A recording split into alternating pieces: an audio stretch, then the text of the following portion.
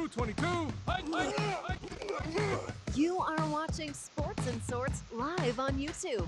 That's 75% sports, 25% sorts. And here are your hosts, Shane and the Bry Man. Yes! Welcome back to Sports and Sorts, episode 209. We are live on a Monday morning at 10-ish. It happens to be 10:25. We're very liberal with the ish side of things. But we have some great stuff to talk about today. We have our Monday Night Football predictions, picks, whatever you want to call it. We're going to tell you what we've learned from after watching Week 5. Very happy with my Bills. Very happy with my Bills again. They came through with me. It came through for me in so many ways. One, because the Bry Man got the pick wrong. And two, because now they are 3-1. They are just on freaking fire. And I'm excited. But anyway, we also have some Yankee playoff baseball to talk about. Other playoff baseball, I'm sure we'll get into a little bit. We are going to be getting into later in the show. On the second half, in the sort side of things, we'll be getting into our how is this actually and how is this only Rotten Tomatoes edition. That's our sort side. And of course, we're going to get into so much more because we really do. We just get into some random stuff. And it can be really fun. But we also want to hear from you guys. So if you want to put any questions up on the screen, you want to throw some stuff out like Ronnie did last episode, where he asked us a question right in the middle and we talked about it and we kind of gave our opinions. And I think we both were very much in favor of Beal over Alba. And that wasn't the question, but it kind of spun off into that because that's what happens sometimes.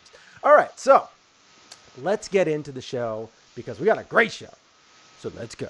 You are listening to Sports and Sorts with Shane and the Bry Man. Yeah. All right. So we got to get into the one thing that we've learned. And I want to say that this isn't necessarily what we've learned, but this is what you should learn. And granted, the game ended up being close because this was something that was our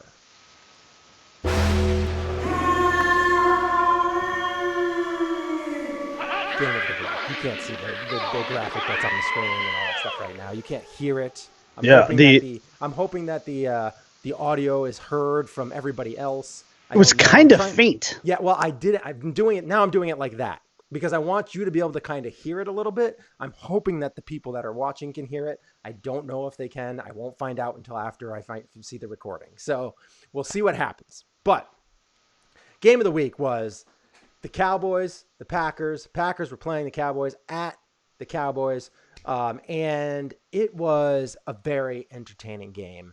If you're a Packers fan, if you wanted your team, if you're a Dallas Cowboys fan, you had a chance to come back. And this is what I'm going to say. This game, once again, showed you who you have at quarterback.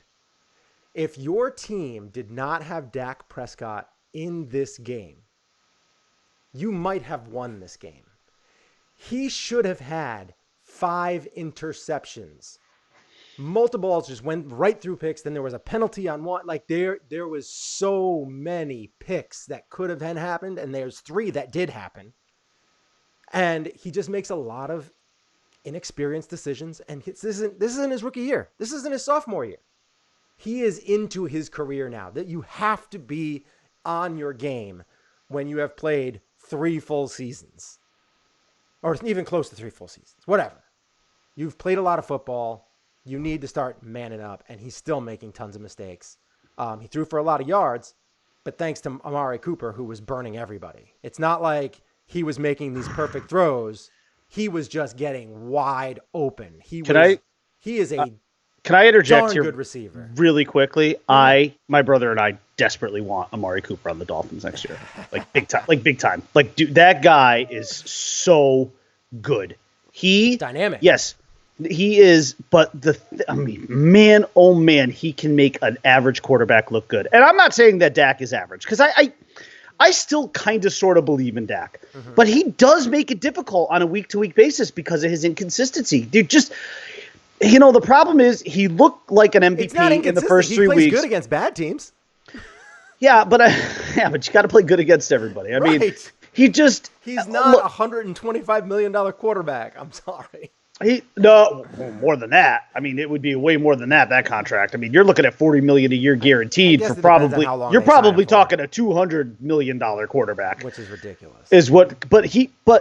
But yeah, you know what, Jerry. I think Jerry should put his foot down and not allow Dak Prescott to set this market, because I'm sorry, Dak Prescott by no means is the best quarterback in football. The guy who needs to set the market and who will set the market is Patrick Mahomes. Mm-hmm. And even he lost last night in an I still can't believe they lost that game. And that's not good either. That's not good, because you basically just handed the Patriots the Super Bowl again. So thanks, Andy Reid. The Patriots are going to lose a game. No, they're not. Yeah, they will. Even if they do, it doesn't matter. You know what? It doesn't matter anyway, because the Patriots, I don't care if the Chiefs get home field advantage. Patriots are still going to go into Kansas City and win that game. Indy just showed us that last night. Yeah, but Indy just showed us that they're going to have Tyreek Hill back by then. He's a game-changing wide receiver. Fresh off of beating his kids again? Yeah, well, he's an idiot. I'm not saying he's a good guy. I know. I just want to throw that in there. But that's low-hanging fruit. I wouldn't be surprised. Now, I mean, just wait, because Antonio Brown's going to get signed by somebody, and he's going to renege on all his post comments. Oh, I'm just kidding. I didn't really mean it. I was just mad. He's going to come back, because somebody's going to offer him something. Yeah. Oh, it'll be somebody. I just real quick to get back to Dak. Mm-hmm. He is making it hard because again, your first 3 games were against trash teams. I mean, arguably 3 of the worst teams in football. So you look great. And that would have been the time to, but you know what? Good for Jerry for not buying into those first 3 weeks and saying, I need to see a little more here before I'm going to give you $40 million a year. Because the other thing too is the idea is that you would want to keep Cooper and Prescott together. You will not be able to do, I don't think they're going to be able to do that, to be honest with you. I actually think they're going to have to choose one over the other. Oh yeah, absolutely. They can't pay Ezekiel, Dak, and Amari. And I'm hoping that Jerry makes the choice to choose Dak, to pay Dak, so that Amari becomes available. Mm-hmm. I'm not saying he would go to Miami, but I'm just saying that the Dolphins are going to have a ton of cap space and they'd be able to pay him. I would love him in Buffalo. I'm sure a lot of he's really proven that he's a top 5 receiver in this league. He was good with Oakland. He's been really good in Dallas. Can you imagine him with a Mahomes? Oh my God. Or even Brady, what Brady would do with him? Drew Brees. Imagine Michael Thomas and Amari Cooper opposite each other. Holy cow. That's ridiculous. That would be, and again, Mahomes Cooper opposite Tyreek Hill. Holy cow. There are going to be so many teams in the market for him. I mean, you have Carson Wentz, who would like a nice wide receiver like that. And actually, the Patriots, a lot of quarterbacks out there that would be looking for an Amari Cooper. The Patriots would actually be the perfect fit, because you've got Edelman, who you have over the middle. I mean, you really need the downfield seam guy, and Cooper's the guy that would really balance their passing attack even more. Now, of course, I do not want him going there. That's a nightmare on top of an already existing nightmare. So we can't really have that happen. I would love for him to end up in Miami. I think that's a long shot, just because I think teams are going to steer clear of that until they see what happens with the Dolphins quarterback situation post draft. But listen, as far as Dak goes, you hope that this isn't the pattern, because if this is the pattern, then this is the guy you have. You kind of got Kirk Cousins, because he's going to play well against bad teams. I was going to say he is exactly like that. He's like Kirk Cousins, except I actually think that Kirk Cousins might he would play a little bit better if he was given the opportunity to throw the ball more. Look what happened against the Giants. And granted, the Giants are the Giants, but the bottom line is, if his ceiling is Kirk Cousins, he's not a $40 million a year quarterback. He's a $20 million a year quarterback. Yeah. He's a mid-tier to lower mid-tier. And he took a beating yesterday. Holy cow. Some of the stuff on social media, Twitter was hilarious yesterday. He took a beating on the field, and he took a beating in the media. And also, can we also, though, give some credit to the Packers here, who are now 4-1 and really bounced back very nicely from a home loss to Eagles the week before. Yep. Let's give some credit where it's due there because they looked like a good team yesterday. And you know what? You know what was even more promising yesterday was Aaron Rodgers didn't do crap. It was all Aaron Jones Yes. running for 4 touchdowns and winning fantasy games for his owners. And see, that's kind of the thing that I liked with what happened yesterday. And it was because you had, on one hand, you had what the Packers did was they were going to rush Dak and make him make plays. They weren't going to let Ezekiel win this game. They weren't going to let him dominate and take over. And they stuffed him, and they came after Dak. They made Dak, they can put pressure on him, and he made a lot of mistakes. Whereas on the other hand, you have Aaron Rodgers, who was like, okay, you're going to come at me because you don't want me to make some plays? All right, we'll just keep handing the ball off. And Aaron Jones, who's not a great running back by any shape of the mean, he's what? He's in the lower half of the league average, as far as running backs. An average running back. And what did he do yesterday? We did 4 touchdowns. 4 touchdowns. I think the second one was funny because he was like waving at the guy. It was pretty hilarious. It was good. Bye. Yeah, no, they went in there and abused the Cowboys. They really did. Jerry World was not happy yesterday. So I have no problem with it. I mean, I'm not one of those people who wants to see the Cowboys succeed. So fine by me. Are we doing a what we learned? Because that's what I learned. I just wanted to let people know. I wanted to hope that the Cowboys fans, the people that are out there that, I think that are on the side of Dak Prescott making all this money, I hope that they have learned that he's not that guy. And here's the other. Oh, Keith, who is a Dallas Cowboys fan, just put so sad. Yeah. Hate to see it. You hate to see it, Keith. Yeah, you hate to see it. Not so much for us. I mean, I'm a Bills fan. You're a Dolphins fan. The rest, most of America is not on side of America's team. Right. It's yeah. They're not quite Patriot hated, but they're not. They're certainly not a well team. So here's what I learned. Man, oh man, do I feel like I'm beating this dead horse right to the glue factory. But it has to be said because we had, and I'm not going to give you all the examples. I'm just going to focus on the one because there were so many this weekend. But NFL officiating is just putrid. Kicking still sucks too. Yes, kicking is not good. It's a real problem. But NFL officiating is really bad. And I'm starting to worry that these NFL officials are getting a little bit too caught up in who they are. I've said this line before, but it bears repeating from the great one, The Rock, who showed up on Friday Night SmackDown this past week. It's actually pretty awesome. Yes, to kick off Friday Night SmackDown on Fox, which was a very big deal. But The Rock has a great line where he says, "Know your role and shut your mouth." And NFL referees do not do this. NFL referees are like MLB umpires. They think it's all about them. Yeah. It's not about you. Nobody cares about you. Here's my problem with what happened this weekend. Jason Garrett pissed off about another horrible call. Yeah. Another horrible call on the field. Pulls out the red flag, spikes it. The NFL official comes right up to him, throws this yellow flag, and doesn't just throw the yellow flag, but then he stares at Jason Garrett and says something. Shut up.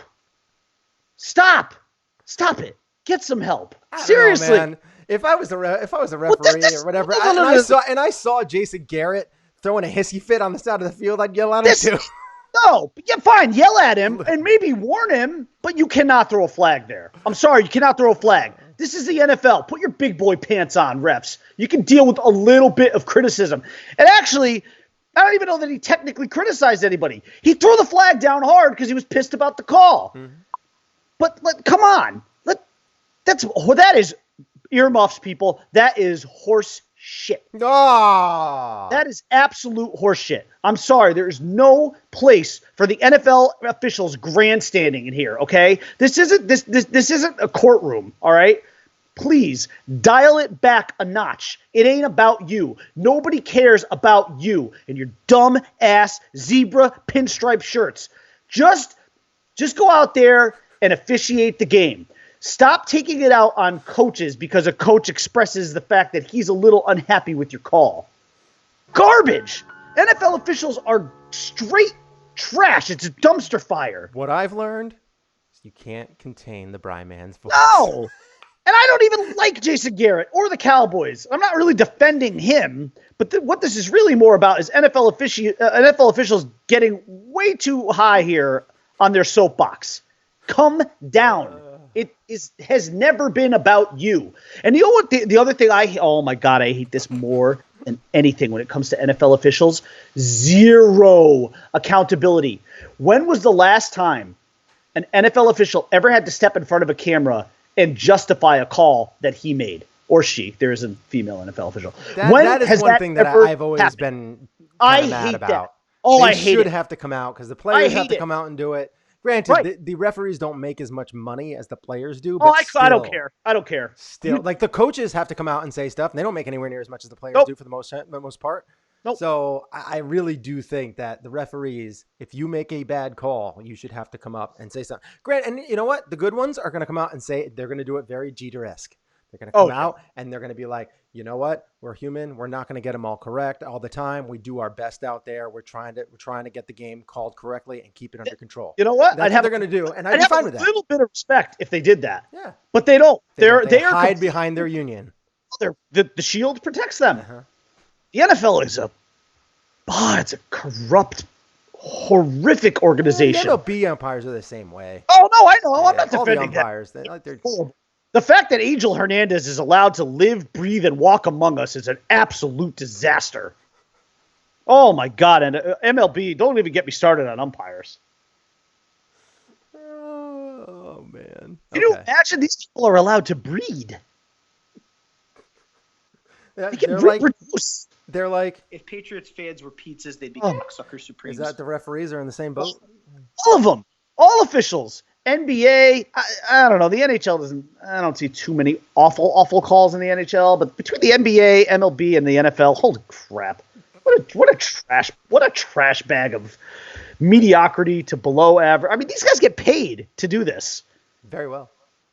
I'm sorry, but if I hundreds sucked of at my thousands of dollars, I'll tell you right now, if I sucked at my job the way that these guys suck at theirs, I would be living in a van down by the river. There's no doubt about it. Because I would not be gainfully employed. I would not. Down by the river. I'm sorry. That's all I got. That's all I learned. All right. Unfortunately, I keep learning the same thing every week. So anyway, we have also, I got to see my Bills. What we also came through last week. We had the picks that we did. Neither one of us did well. No, I did better than the man. Yeah, because you're right. I gave him the Bills versus the Titans. He picked the Titans by 2. The Bills won. Never thought it. It was a great game. Great game. Very entertaining. It was trash. I actually really enjoyed watching them play on defense. Their defense is so it's good, incredible. As a Spurs fan, I can appreciate the Bills because they're a very defensive-minded team, and the Spurs won a lot of championships being a very defensive team. And if Josh Allen can get a good wide receiver on top of what he's already got, man, well, there you watch go. Out, watch There's out. Cooper, Even Knox, who's their tight end, he's starting to show up a little bit more. I'm looking forward to this team to see what they can do because their defense is incredible. Where's Clint? Right. Did he oversleep again? Because I'm sure he wants to talk about it. How is he not out here boasting about the Bills? I know, right? He's probably still hung over all the wings that he ate and beer. All right, so I had you gave me the Minnesota Vikings versus the Giants. I picked the Vikings to beat 28-18.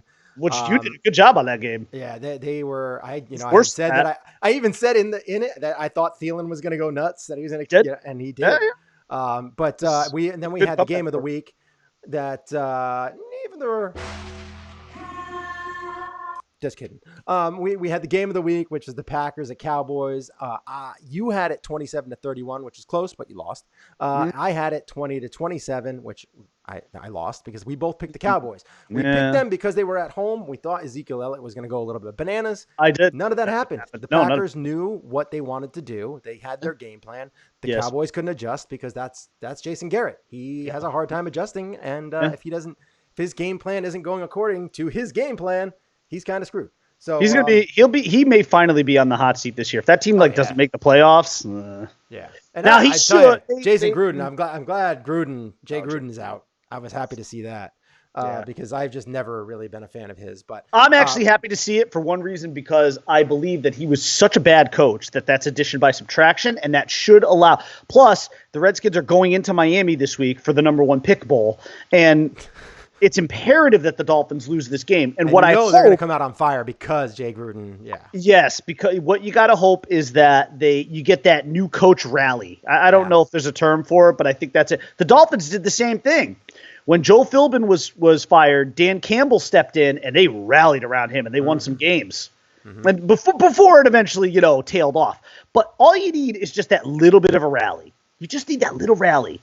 Just like somebody's right before they're about to die, they rally. That's what you need the Redskins to do. Like our cats? Yeah, like our cats. Like we need to, except this one's going on. This one's going on 3 months now. But you need that rally to take place. You need the Redskins to go into Miami, take care of business, maybe let Haskins start, let him throw a couple touchdowns against a really bad beleaguered Dolphins defense, and just let that work itself out. Because I really want to be in Vegas in April. Because we've already determined, me, my brother, a couple other guys, we're going to Vegas. If the Dolphins have the #1 pick, we're going to Vegas. But if they don't have the #1 pick, we're not. Because I'm not going to go to Vegas and watch them pick Justin Herbert and then cry in my beer for a couple days out there. I can't deal with that. All right. Wait, you don't like Herbert? No, oh my God, I hate Oregon quarterbacks. Are you kidding? I mean, and I gave Mariota like the longest leash ever, and look what happened there. But he's different. He's not a thrower. Herbert scares me. There's some bad mechanics there. He throws off his back a lot. Also, that's just not that name doesn't do anything for me. It doesn't. He's a bad name. Justin Herbert. Are you getting excited about that? He's not like Herbert again. That's to Parker. Like Tua. Tua's like Cher, like Madonna. Just one name. That's all you need. Tua. Forget that his last name is Tagovailoa. Tua just sounds like a winner. He does. All right. So let's get into. We talked about the game of the week. We talked about, Bills a little bit, talked about the Finns tiny bit, not really that much, but we even brought up wrestling a little bit. You got a little, all sorts of stuff. Don't get me started on wrestling. Last night was a disaster, by the way. Hell in a Cell. Yeah, that's too bad. Bomb. All right. Well, I'm sure Keith is a wrestling fan as well. I'm sure he's got something to say about that. But Keith, I'm sure, is pissed about the finish just as much as I am. Yeah, AEW, exactly. He's pissed. Exactly. And the AEW. In fact, after Hell in a Cell went off the air, I saw some videos. There were AEW chants and a lot of booing. Really? I mean, yep. Vince McMahon screwed up again. Vince McMahon, and I'm going to earmuff you again. Vince McMahon is the epitome of the Animal House quote, where Otter has his arm around Flounder and he says, "You fucked up. You trusted us." That's Vince McMahon to WWE fans every single day. Whether it doesn't matter if it's a SmackDown, it doesn't matter if it's Raw, it doesn't matter if it's a pay-per-view, it doesn't matter if it's a house show. Vince McMahon to WWE fans every day of the week. You fucked up. You trusted us. All right. That's it. Let's get into little Monday Night Football. We have some great game going on here. The Browns versus the Niners. Defense. Craziness. Versus Monday Night Football. Undefeated team. James Garoppolo. Can we call him James? James Garoppolo. Matt Breida. Rashard Mostert. And a bunch of other running backs. Braid in my hair. All right. So we got the 49ers, who have a very good front four. They are going to probably put a lot of pressure on Baker this week. We have a very talented Browns team that I think a lot of people are thinking are underperforming. Keith says Browns by 3. As of right now, I'm going to pull up the spread and all that stuff right now. But what do you have? Because as of right now in the standings, I'm up by 1 on you now. Yeah, I don't have the Browns by 3. I've got them by a little more than that, actually. So right now, I have 10 right. I have 7 wrong. You have 9 right and 8 wrong. It's bad. I'm not doing well. Yeah, I actually have the Browns in this one, 24-16. the Niners are another one of those teams that hasn't really played anybody. So they're 3-0 against the dredges of the league, with the exception of Miami because they haven't played the Dolphins yet. Yeah. Well, actually, they don't play the Dolphins this year at all. So, yeah, I don't, and I feel like the Browns are starting to get themselves on track a little bit. Listen, their offense will be a little bit limited. You're on the road in San Francisco. I feel like the Niners defense will step up a little bit. Keep an eye out for Richard Sherman. But ultimately, they're just a better team. I just think they're a better team overall. And I think that, listen, they got off slow. They kind of stumbled out of the gate a little bit, but I feel like they're getting their footing. I feel like they're finding themselves. Nick Chubb he's really emerged as a top 5 running back in this league. That makes Baker all the more dangerous. It really opens up play action for them. And when you've got guys like Jarvis Landry and Odell Beckham Jr. and David Njoku, the play action becomes a lot more effective if Nick Chubb is doing a good job coming out of the backfield. I just think it's going to be a little too much. I mean, 24 points isn't a lot, but I think that's going to be too much for the Niners defense to handle. Because I just don't think their offense is going to their offense is so limited to me. First of all, they've got like this 4-headed monster at running back. I mean, seriously, it's Breida. It's Tevin Coleman. It's Rashard. I don't even know how to pronounce Mostert. Is it Mostert? Mostert. Yeah, must start Mustard. Doing something else. I don't know, but I just don't. I don't trust the Niners offense in this game. I have a feeling they're going to sputter a little bit. Dante Pettis has been really underwhelming and a very big disappointment for them on offense so far. So yeah, I like the Browns to go in on the road and win this game pretty handily, 24-16. Wow. Okay. So let me write that down. You got Bryman has the Browns versus the Niners, and he's got the Browns winning what? 24-16. 24-16. Fucker should have worn his brown pants. Whoa! Damn it. Sorry. Hey-o. Good Lord. So much swearing. So much. So angry. Well, unfortunately, I don't think either one of us are going to catch up or lose any ground today because I also have the Browns in this game. I am with you. I think the 49ers have a good front four to attack Baker and try and keep Chubb at bay. The problem is Chubb. The problem is that he is a very good running back. They have an abundance of good wide receivers. And then they are. This is a team that should break out sooner than later. And when they break out, they're going to score lots of points because they have a good defense. They don't have a great defense, but they have a good defense. And the 49ers have been very prone to turnovers this year. I mean, I think Jimmy Garoppolo's got something like, or James has about, 5 touchdowns and 4 interceptions this year. That's not a good ratio. You're going to need to, and I think what a lot of teams are doing is they're just taking away Kittle. I mean, if I was a team, I wouldn't want him catching the ball left and right.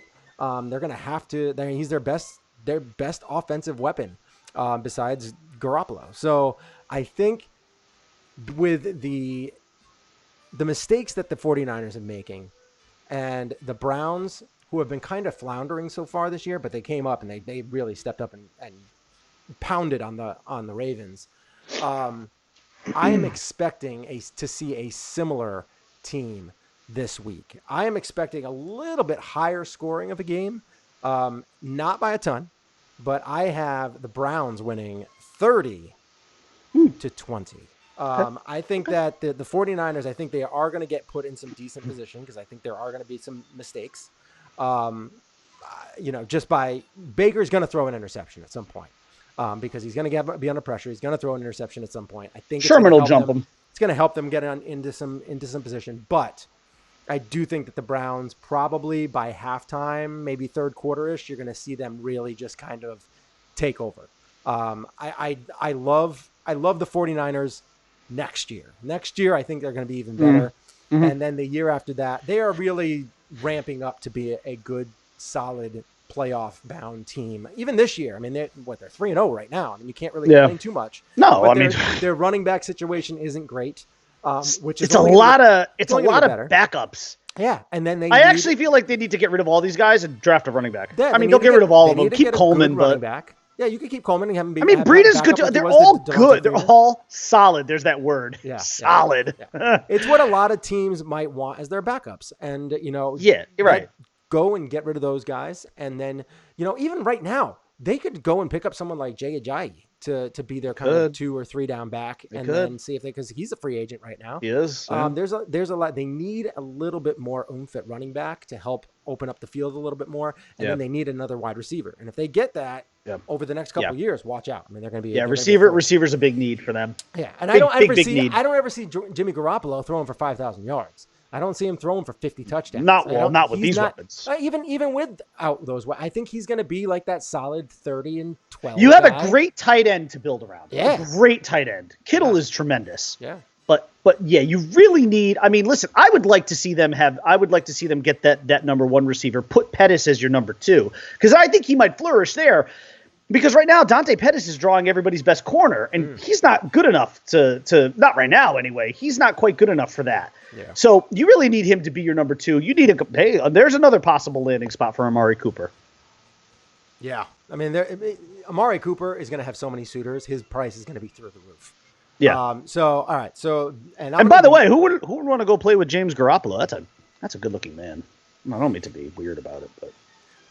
He's got the quarterback face, attractive. Those quarterbacks, a lot of those quarterbacks are good-looking people. Not all of them. A lot of them are. What do you think of Gardner Minshew? He's But he's got that swag though. How can you? He got that Ron Jeremy swag though. So he's got that Midwest swag. Oh, he does. He's got that you could see him wrangling some cows. Okay, so here's a question for you. Yeah. Because let's be honest, although I mean Nick Foles, Big Dick Nick has quite the legacy and everything, but let's be honest. Is there? Let's put this question out there. Is there a quarterback controversy? Yes, okay. Yeah. I think there is too, actually. Yeah. I think Nick Foles that guy's what he is. He's a great. He's got some serious rapport with DJ Chark, who I didn't play this week, but luckily it didn't cost me. Yeah. But I thought about it. I've had DJ Chark on my roster for like 3 weeks. Yeah. And I haven't played him any of the weeks. I got to play him. He does nothing but he's like Chris Carter. All he does is catch touchdowns. I got to get him in. 125 yards, 2 touchdowns. Yeah, he had like 34 fantasy. And again, I'm lucky. It didn't cost me, but. Yeah. But you know who I didn't start this week? I didn't start Leonard Fournette. I didn't start. That's understandable, though. He's not that. He's been good this year. This year, yeah, he's been he good, has. But he's so maddening. He's always nicked up. And I needed a high end guy. So I was like, you know what? The Broncos are terrible. I'm going to throw in Melvin Gordon. I'm just going to say that they're going to go crazy with him because I just wanted a high end. I would have avoided that. And then Fournette went crazy, and he ended up doing well. And by the way, thank you, Broncos. And thank you, Chargers, for allowing that to happen. That moves the Broncos now out of the tank. I mean, they're still going to lose a lot of games because they're not a good team. But listen, the goal here is to go defeated. Completely defeated. Just defeated. Winless. I know people like to say winless. I like to say just go defeated. Just don't win a damn game. Now we're going to move on because that's enough. That's enough about the NFL and Monday Night Picks. We both got them. Keith even said by 3.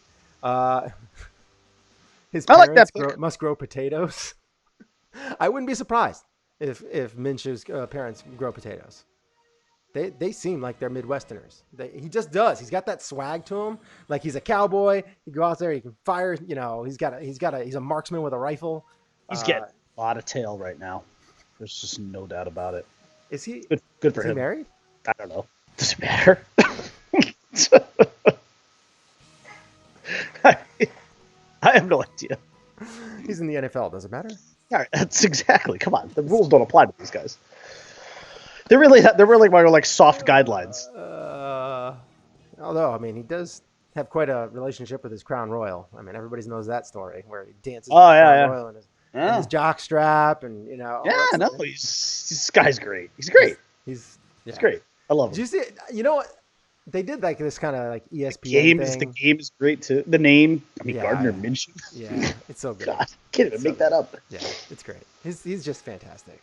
You know what? It's like Gardner Minshew seems like a guy who would be like a character in a movie, and you just wouldn't believe it. Yes, he'd be like on the Replacements 2 or something. Yeah, like he'd that. be on the Replacements too, and you just wouldn't believe it. You'd be like, "This is just so ridiculous," but here we are. But it's awesome. It's awesome. But it's reality. It's awesome. It's fantastic. All right, so we're done with. We will be done with football now, because we talked a lot about it. But we do need to get into a little baseball. Need to talk a little baseball. Maybe even get in a little. Yeah. You and I went back and forth a little bit after game or during game 2. I had I've been very honest on this show that I never have been really concerned about the Twins. I just don't think they're not a good playoff team.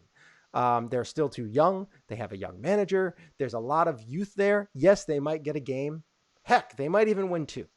But I will say, when it comes down to it, I don't trust them. I don't trust their bullpen. I don't think they're a good team. It's the same thing with the Oakland A's. I think that, yes, they are a good regular season team. Billy Beane has proved that over and over and over and over and over and over and over and over and over again. Yes, good. You can create great regular season teams. Postseason, much more difficult. You need some studs. You need a stud bullpen. You need some studs that can man up in the time of need. You can't have a bunch of, high-end AAA players coming in there and playing out of their mind. They're just not going to do it on the big stage. It's not going to happen.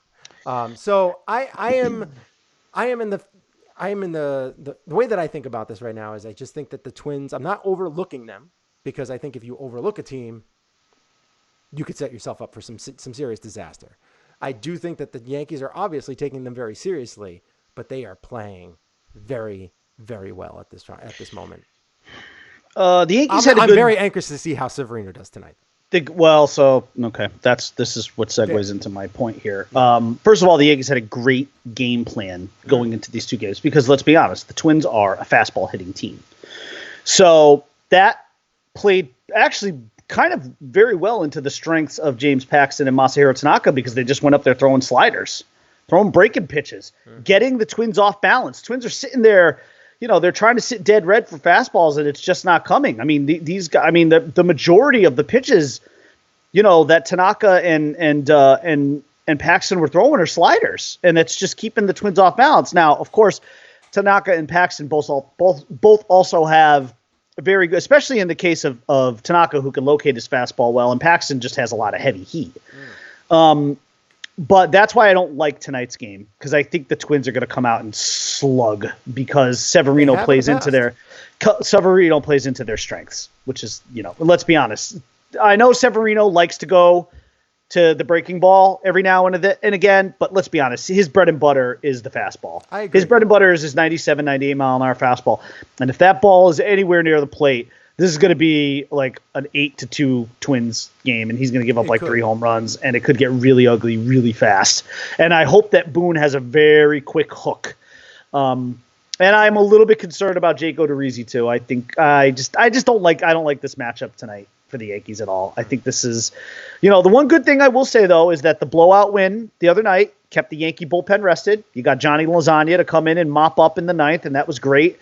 Everybody, it should be all hands on deck tonight. Everybody's had a day off.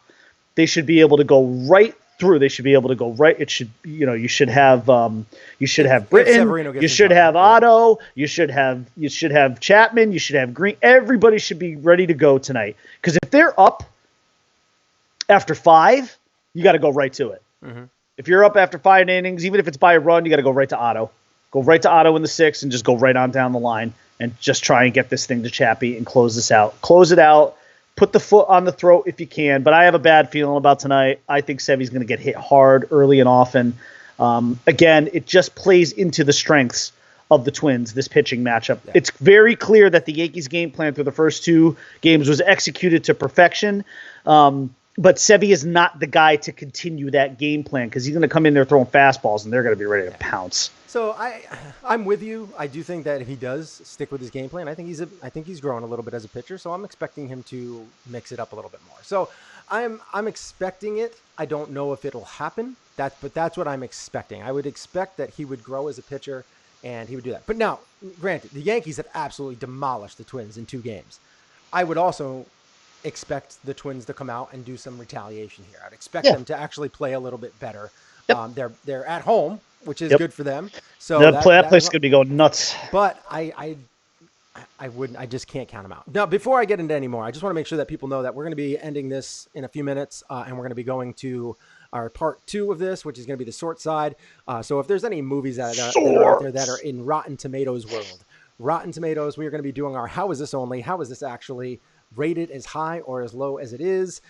We are, shocked about whatever, how low this is rated or how high this is rated by the critics. We are going to be doing our version of that in part 2. We're going to be talking about that. I already have my movie, and I'm going to be doing this. How is this only? That's what I'm doing. How is this actually? I mean, I guess. No, I have How Is This Actually. You have How Is This Only. Because I'm doing the low, right? Yeah. Yeah, I'm doing the low end here. Yeah. And you're going to do the high end. How is this rated so high? I've had my first 2 have been How Is This Actually, and your first 2 have been How Is This Only. Yeah. And this one, I think, is going to, for one, it's going to play into something that we talked about earlier. And 2, or actually, you'll understand. And then 2, this is the epitome of critics being not really in tune with the rest of society. We'll get into that after this. And I think everybody's going to love my pick. I think they're going to be like, I can't believe it's ranked that low. I mean, I did Spaceballs, the first one, which is amazing. I can't believe that's ranked as low as it is, as far as the critics go. But this is more of a travesty. This might be the most moronic pick by the critics ever to have it rated this low. But we'll get into that in part 2. Now, let's get back into the Yankees here. The Yankees they're going to play tonight. I'm looking forward to see Severino pitch. I can't wait to see how he does. I'm hoping that he goes. They have gone to Plaid. I don't know, man. I don't know. To blave, and as we all know, to blave means to bluff. So maybe he was. All right. So anyway, I am looking forward to see Severino. I want to see him grow as a pitcher tonight. I'm hoping, even if he gets smacked around a little bit. Yeah, that's right. That's Spaceballs reference. Yeah. It's early. All right. It's Monday. So if they get into Severino and he's long as he mixed it up, because he's still kind of fresh off an injury. If he comes back and he actually throws and he's throwing his breaking ball and he's trying to get them off balance that way, that's all I want to see, because I know his stuff will come eventually. So as long as he's there in the head and he doesn't just start giving up on his curveball or on his changeup or anything like that, doesn't start giving up on it, and he's able to just keep going and go with the game plan and trust the game plan and not start firing fastballs. Yeah. So they will. That right there, I should have probably done the clip for this one right here for the first time, because we should have picked up on that that Spaceballs quote. Yeah. That totally needs a bruh. Spaceball bruh. All right. So we will. We got that. I mean, there's a lot of games that are going on right now. Obviously, the Dodgers are kind of taking it to the Nats. Even the Braves, they're starting to show that they are probably the better team. But there's still a lot of games to be played. Those series are a lot closer in talent than I think we have with the Twins and the Astros and like on the American League, it's a little bit easier of a path until the championship series. Yeah. Then it's going to be a knockdown, drag out, brutal battle. And it's really, in my opinion, I think it's a coin flip. Brian obviously does not think so. He thinks the Houston Astros are just a far better team. And then the Dodgers, the Nats, the Cardinals, the Braves, whoever get there. I don't want the Braves to get there yet. I think they need a little bit more time. But I love Freddie Freeman. So there's reasons why I want them to get there. But at the same time, I kind of want to see the Dodgers go there because they have some pitchers that just kind of tend to give it up in big spots, like Kershaw and stuff like that. Right. I mean, I feel bad because I will tell you love this: Kershaw, but the Dodgers I don't want to say they don't scare me, but they kind of don't. Yeah. Not, Bueller's nasty. Bueller is filthy. yes, and Kershaw obviously has the ability to be great. Kershaw's but the thing that bugs me about Kershaw is I think that his brain is so on top of baseball during the regular season that he's at peak performance during which is not everybody's at peak performance during the regular season. It's tough to stay there throughout the whole season, and he can't take it up a notch when he gets to the playoffs. Whereas these other big time players, they go up to the next level, the greatness level. And he can't get to that next level because he's already there, and you need to be better. I mean, I do think that the Yankees could and probably would beat the Dodgers in a World Series. I think the Astros would humiliate them badly. Yeah. Like that could be very reminiscent of last year's World Series, like 4-1, 4 games to 1, and just but I don't know. I just want to see them get by the Twins. I really just want this matchup with the Astros. I mean, it scares me, but at the same time, listen, to be the man, you got to beat the man, right? So let's woo. So let's just hope that the Yankees get their crack at it. Very lackluster woo. Woo! You got to be the man. You got to be the man. Woo. Ryan's falling asleep. Where's your coffee? Get your decaf coffee. I actually had a calf coffee today. What? Yeah, No I think it's having. I think it's having the reverse effect on me. It's dragging me down. All right. So we're going to be back right after this. We're going to come back with part 2. We're going to be doing the Rotten Tomatoes. How is this only? How is this actually? Get into some sorts. I can't wait to do this because I'm really, really fired up for my pick. I don't know what the Bryman's pick is yet. He sends it to me when he says it, and then I put it up on the screen. So, correct. All right. You ready, man? We'll see you in a few seconds. Okay, bye. Be back in 2.